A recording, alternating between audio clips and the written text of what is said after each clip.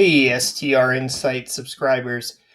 In this video, I'm going to show you a really cool trick of how to analyze properties using STR Insight. So I'm going to take a property that someone sent me on Zillow. It's a really beautiful lake cabin.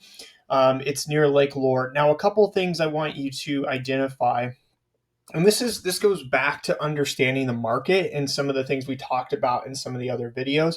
So if you haven't watched how to find the right market and then how to find sweet spots in the market, I encourage you to watch those videos because they kind of go hand in hand and lead up to this pivotal point of actually knowing how much a property can make using the tool. So they sent me this great property. I mean, this is a beautiful cabin. Apparently, it's never been rented. And just so people know, the day of this video and everything, it's only been on the market for 3 hours.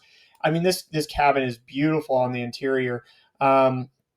Maybe updated the carpet and obviously needs new furnishings, but I mean, just a beautiful, beautiful cabin. However, knowing this market and everything, I just want to show you where it's located on the map because this is the most important thing when you analyze how much a property can make. So obviously the property is not on the lake. Okay, so it's a nice property in the interior, but it's not on the lake. So the best way to understand how much this property is going to make is to get the ideal location of the property and also look at the bed and bath count and the rough size. Now we go into STR Insights and we look for comps or comparable properties to see how much they're currently making the last 12 months to get a general idea of how much we think this property can make. So I'm going to go to STR Insights. I'm just going to go straight to the dashboard here, and I'm going to go straight to Lake Lord to get a rough idea to see if this property is even a good deal. Past it, there we go. Hit search. Okay, so I'm going to open up straight into the bedroom count. Now, looking at the tool here, so this was a 3-bed, 4-bath. Granted, I am in the 90th percentile. I imagine this property will not be in the 90th revenue percentile, but maybe the 75th.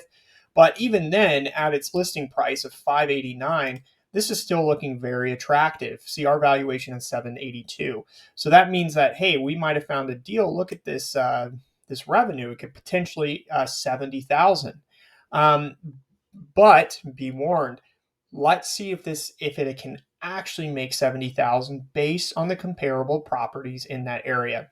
So now what I'm just going to do is just click on the map view of Lake Lore to see where all the properties are located.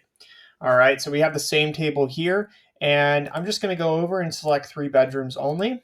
And then I'm going to open up this revenue percentile to see all of the properties based on the average and up, based on the revenue percentile to see where they're located and see if there's anything nearby. So remember, our property location was actually on this road here. If I go back, let's go back to this view. We're going to zoom out here. And yep, it's on this like windy road. It's nearby, and it looks like, whoa, I've got 2 properties somewhat nearby. I don't know if you could say this is, I would definitely say this is within a mile. Now, let me tell you a secret. All of the free calculators that you're using online, they're helpful, but what they're going to do is they're going to take a radius of all the 3-bedroom, 2-bath, 4-bath, however many baths there are for this property. They're going to take a radius of all those properties in that fit within the radius, and they're going to use those to tell you the number. The problem with that is now you're comparing lakefront properties versus properties that aren't on the lake. You're comparing properties that may not be super nice. I'm generalizing here, but properties that might not be as updated as the property you're looking at. If I go back to the pictures, the quality, and properties that are really updated to just get a generic revenue number. And that doesn't work. Really, what you should be looking for is a range. What is the potential range of the revenue that this property can get based on the comparable properties nearby? Now, in reality, we only have 2 properties right here that we can really take a look at. And I would gander to probably, even throw these into just to kind of further the analysis. But what I want to do is I want to look at them and say, wow, this one made 55,000 in the last 12 months. I'm going to click and open that link. And while that's loading, I'm going to go down to this guy and click him as well. This one made 53,000. That's very close and similar. So I'm looking at the pictures here. This one looks a little bit smaller. It is a nice property. Obviously, they need to update their pictures. Could be some good potential in this market for you hosts who know how to step up your game. And then this property as well. I mean, this is a very nice house. And what do they all have in common? None of them have access to the lake or any views of the mountains. So these are very good comparable properties. Maybe this one's slightly smaller and could do a few things. But if we're looking at the revenue here, 53 and 55, that's a good indication that this property is probably going to do about the same, maybe more. So now with that information, you can look at some other properties nearby and you can see 91.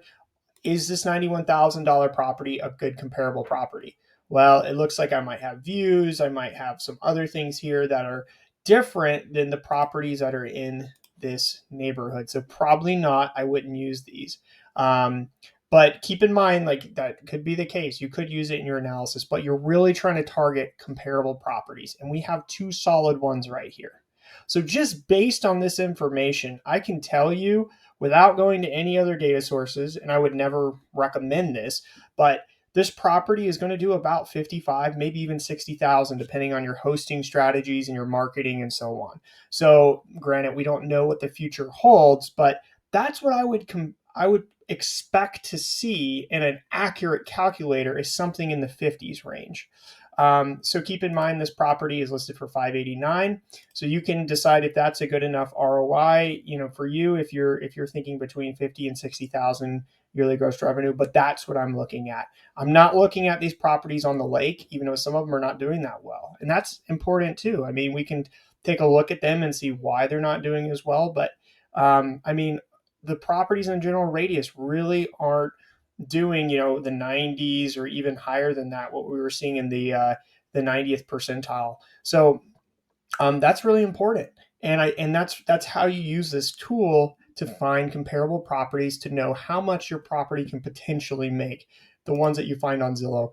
This takes 5 minutes, guys. So use this strategy, look it up, use the map view here. Once you understand the market, understand what the key characteristics are of this property. Yes, it's a nice property, but it doesn't have views and it doesn't have lake access. So all the other properties, your comparables, they need to be similar if you're going to use them in your analysis. So I hope that helps.